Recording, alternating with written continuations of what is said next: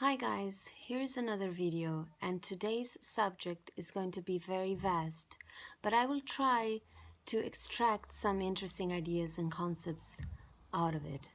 The subject is love, and my help will be a book by famous psychoanalyst Erich Fromm. So he talks about love as not just a simple feeling, and feelings, as we all know, are very temporary and very fluctuous. So if you base your reality on something so changeable, of course you will not be permanently satisfied. That's why he says love is actually an art, and as every art form, it requires a certain discipline, patience, and concentration. To be more specific, we can never be good at anything if we don't put a certain discipline to it.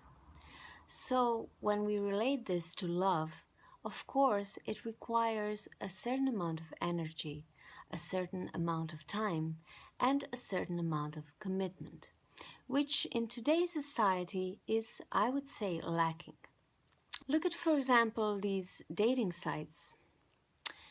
Everything is so prone to instant gratification. This is emphasized, whereas true genuine contribution to one's quality of life and well-being is missing. Also, quantity rules over quality, which means if someone doesn't fulfill my instant gratification needs, I will go to someone else, and then someone else, and then someone else. So in order to change that, different beliefs should be accepted as a norm. He says in his book, and I would like to read it for you. In previous epochs of our own culture, the man most highly valued was the person with outstanding spiritual qualities. Even the teacher was not only or even primarily a source of information, but his function was to convey certain human attitudes. In contemporary capitalistic society, on the other hand, the men suggested for admiration and emulation are everything but bearers of significant spiritual qualities. Those are essentially in the public eye who give the average man a sense of vicarious satisfaction. Movie stars, radio entertainers, columnists, important business or government figures. These are the models for emulation. Their main qualification for this function is often that they have succeeded in making the news, yet the situation does not seem to be altogether hopeless.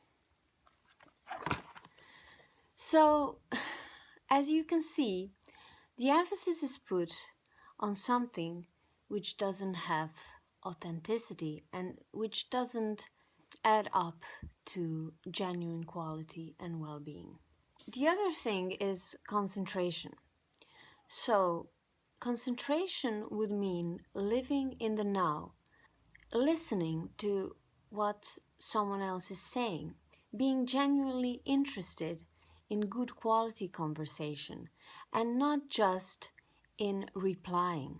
In terms of romantic relationships and in relationships in general, these would be very important for art of loving to emerge.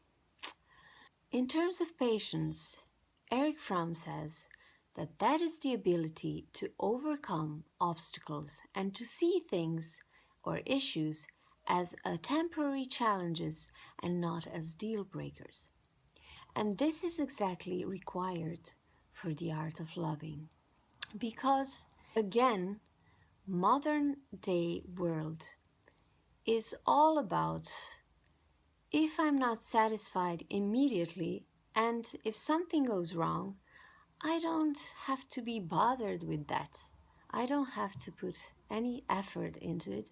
And so I will rather disregard it and see it as something which was not meant to be.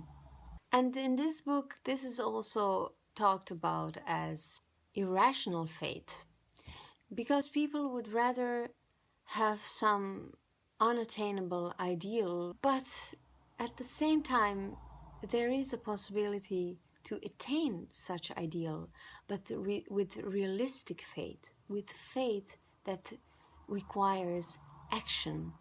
Having said all that, in order for someone to be able to really, truly, maturely love and get a lasting sense of happiness, which is an attainable goal, one needs to overcome one's narcissism.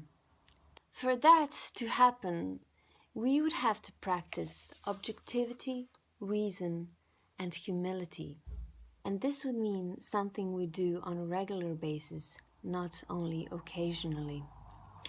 It would be even a lifelong process.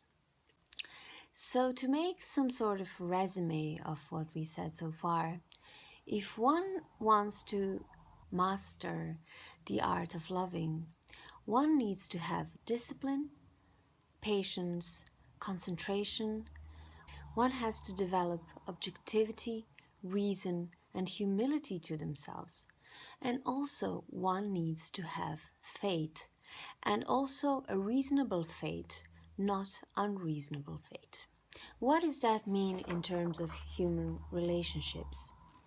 Having faith in another person, Eric Fromm states, means to be certain of the reliability and unchangeability of the core of one's personality traits and of the core or of his fundamental attitudes, and in one's basic motives that stays the same. For example, respect for life and human dignity. Also, in order to have faith in other, he says, one needs to have faith in himself. So what does that mean? To be able to make a promise, as Friedrich Nietzsche says, man can be defined by his capacity to promise. So to be able to have faith in others' core values, which then allows you to have some sort of stability in spite of fluctuating feelings. One needs to practice faith in their own core values and also be able to know about them and to expand them in their own lives. Finally, all of this requires a certain amount of courage. So to love, it requires a courage to be faithful to one's core beliefs and values, and to have faith in these same core beliefs and values in others, which are unchangeable and stable.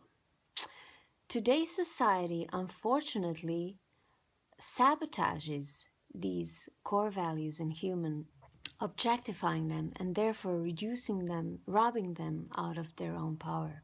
But there is a way out of it, and hopefully these kinds of videos can contribute to that. That would be all for this video. I hope you enjoyed it and you maybe got some new information to think about. This subject is so broad, and I'm sure we will come back to it. But I hope this gave you some food for thought.